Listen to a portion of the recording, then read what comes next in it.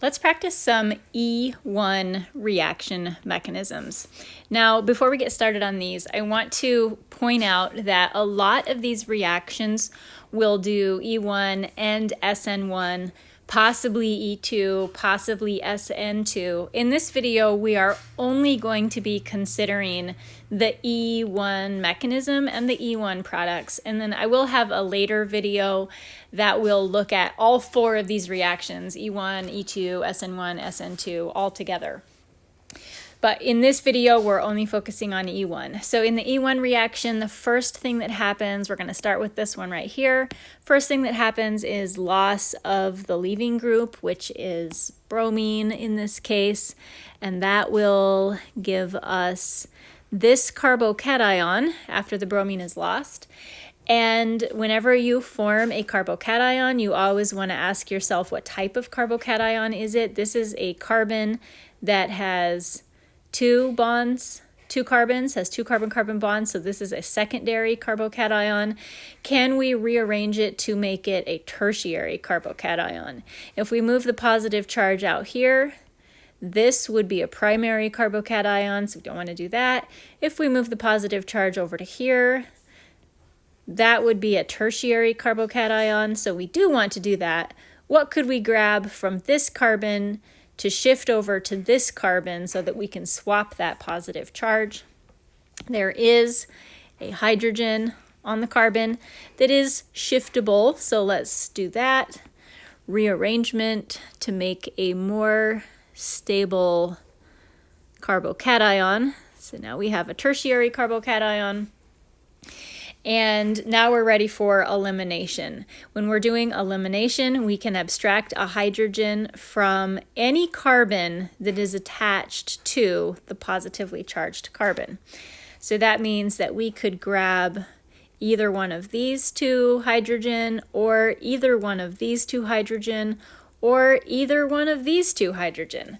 All of those are possible. Let's grab one of these hydrogens out here. Here's our base, MEOH. Remember that Me stands for methyl, so this is just a shortcut for writing CH3OH, not much of a shortcut. On the methanol molecule MEOH or CH3OH, the lone pair of electrons on the oxygen are what's actually doing the abstracting, grabbing one of those hydrogens, and we're going to move the carbon-hydrogen bonding electrons in between the two carbons that are involved in this particular reaction. So we end up putting a double bond in that spot right there, and there is one of our possible products for this reaction. Now we also want to consider the possibility that we grab one of these hydrogens right here. If we do that, the double bond ends up in that position. Let's see what that molecule looks like. Now if you're very clever, you'll notice that this molecule and this molecule are actually exactly the same, even though they kind of don't look the same. One of the ways that you can always test to see if two molecules are identical, you can give them their IUPAC name. This molecule is 1-ethyl cyclohexene. This molecule is 1-ethyl cyclohexene. So these two are identical. I'm going to cross this one off just simply because we don't like to redraw the identical products. So we have considered removing one of these hydrogens, that gave us this guy, removing one of these hydrogens, which gave us an identical molecule. Now let's consider removing one of these hydrogens, which would put the double bond right here in this position. So that would give us this structure.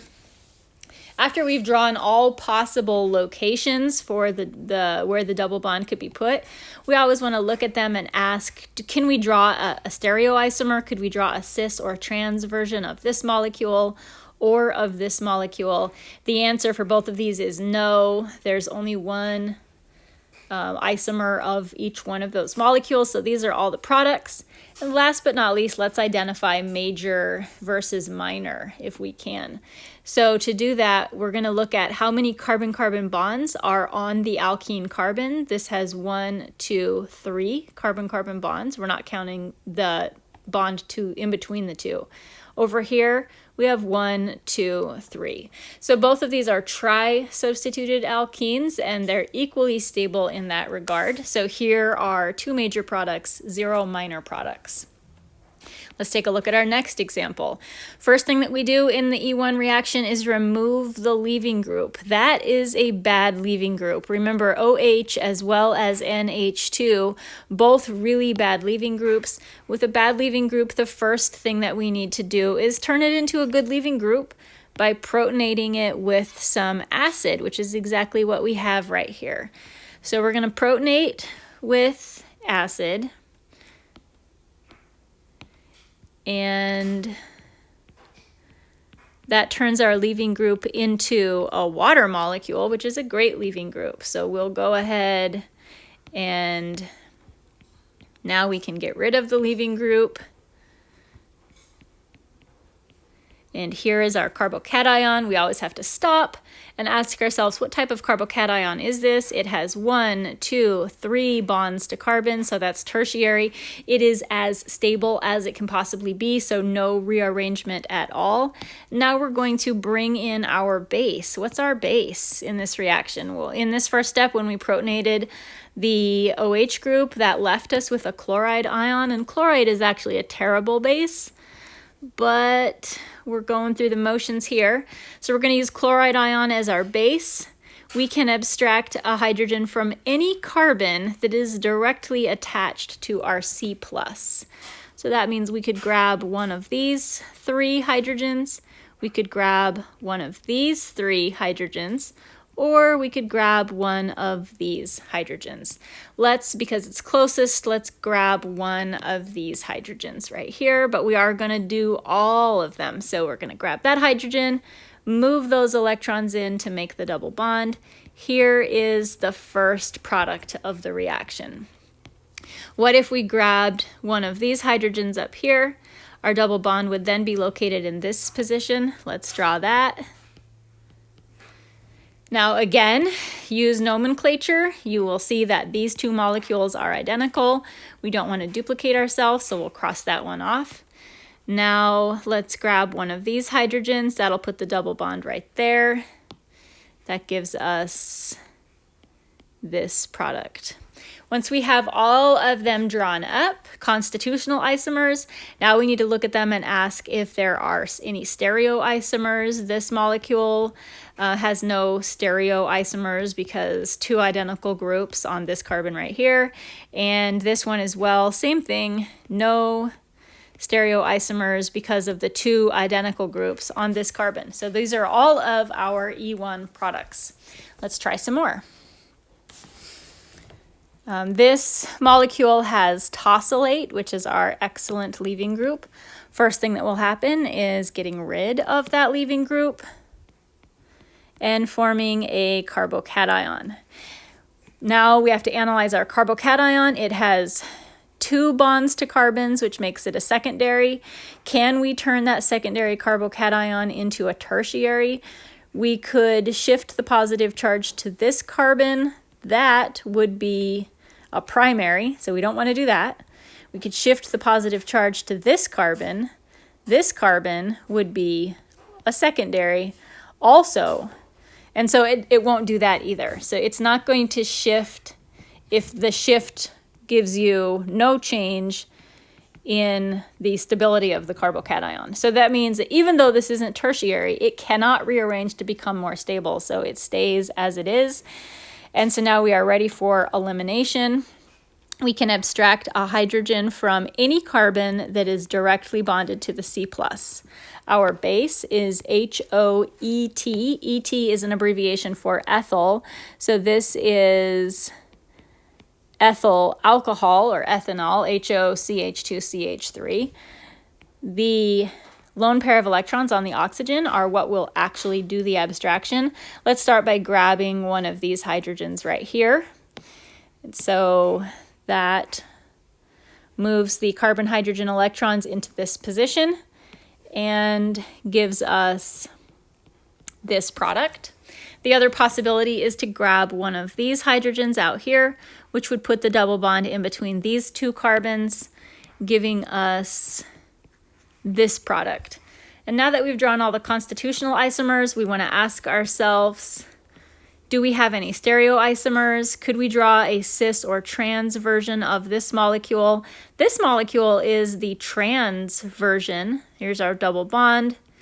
Here are the two hydrogen that we can compare to each other. And so because this molecule is trans, that means it has a cis stereoisomer that is produced in this reaction. It's going to produce cis and trans both. This molecule, though, because it has 3 hydrogens, 3 identical substituents on the double bond, it does not have any cis or trans. Let's identify major and minor products. So first, when we're identifying major and minor products, the first thing that we want to look at is how substituted is the double bond. This double bond has 2 bonds to carbon, this double bond has 2 bonds to carbon, and this double bond has 1 bond to carbon. So this, because it only has 1 bond to carbon, is the least stable product, which means it's the minor product. These both have 2 bonds to carbon. This, being trans, is more stable. So this is our major product. We make the most substituted, and trans is our major product. And then this product is somewhere in the middle. How about this next molecule? We have a bad leaving group, which we can turn into a good leaving group with this H3O+. I'm actually going to redraw H3O+. To make it easier for the mechanism, we want to draw all those bonds out. And we will start by protonating the OH with one of the hydrogens from H3O+. That will give us a leaving group of water, which is a great leaving group. So now that we have a good leaving group, we can get rid of it. And we can form our carbocation. And then we need to analyze our carbocation. This carbon is bonded to 2 carbons, so it's secondary, but it is benzylic. It is a carbon that is directly attached to a benzene ring. And a benzylic carbocation has the same stability as a tertiary carbocation. So that means that this will not undergo any kind of rearrangement. Having the positive charge directly adjacent to the benzene ring makes it extremely stable. So even though if we shifted the carbocation to this position, and this position would be a true tertiary carbon, it does not want to do that shift because it wants to keep that carbocation in this benzylic site. So no rearrangement. Now we need to bring in our base. What is our base? Just like the example that we saw on the last screen with HCl, our base is the water molecule that is formed when we do the protonation, or the water molecule that comes off as the leaving group, either one. There is our base. Where are the hydrogens that we can abstract?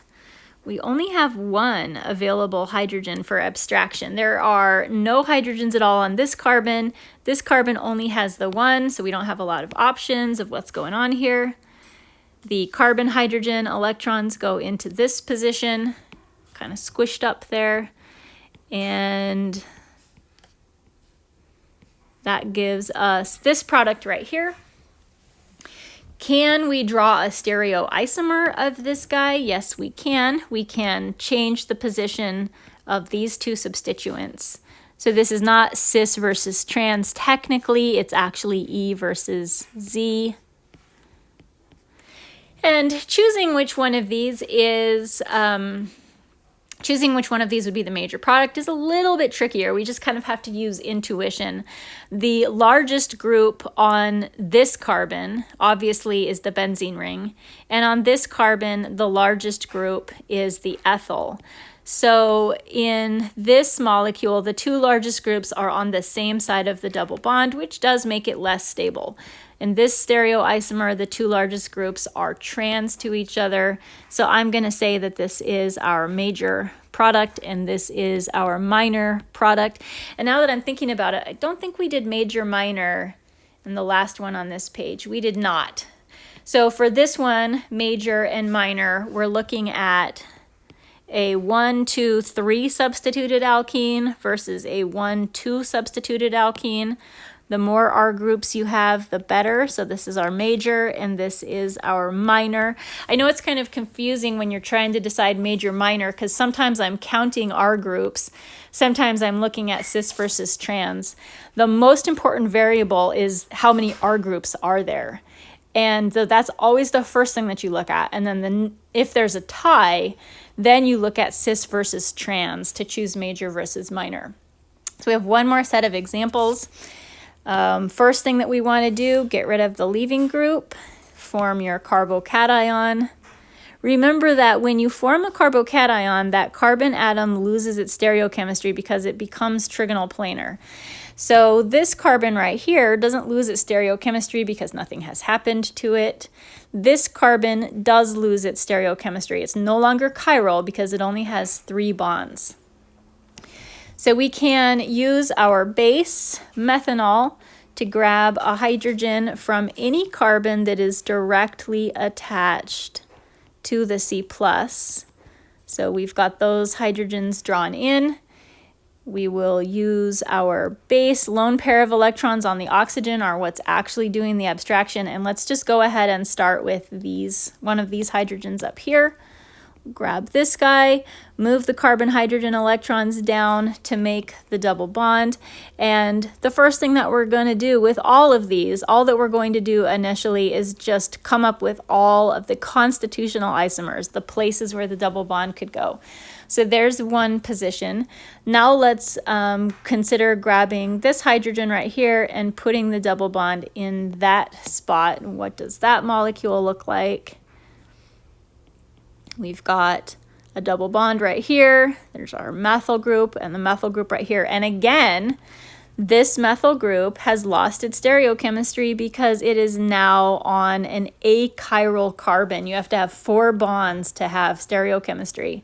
This one only has 1, 2, 3. So we've no wedge here. You're not allowed to draw a wedge there.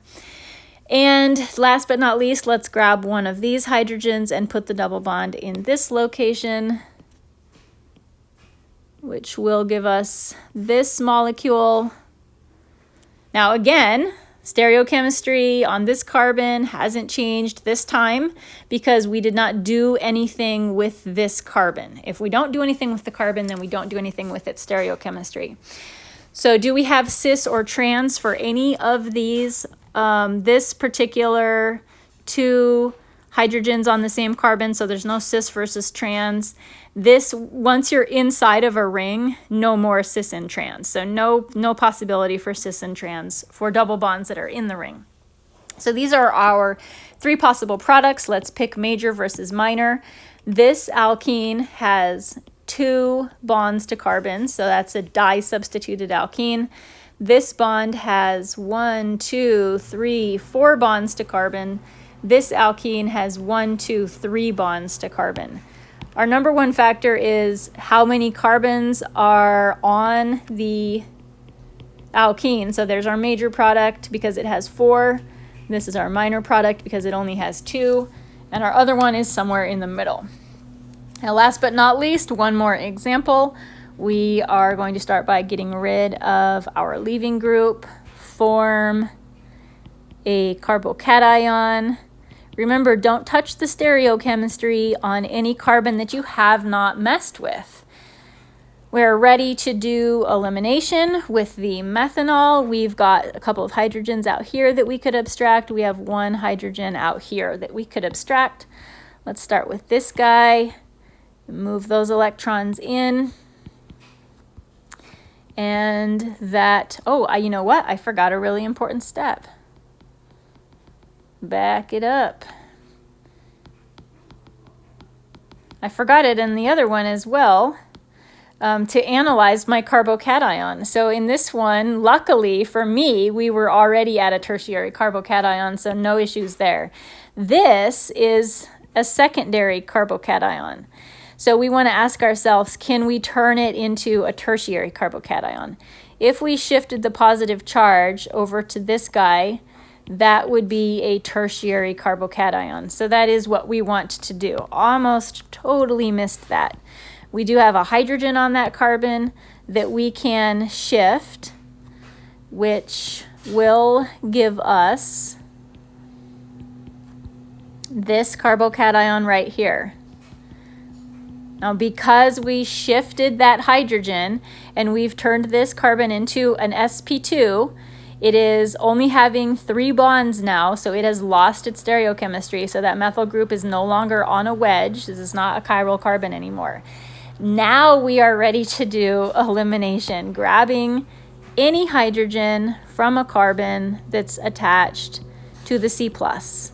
So any one of these. And we will start with one of these guys and move those electrons in, and that will give us this bond or this alkene right here. Remember, since we didn't do anything with this group, don't change its stereochemistry.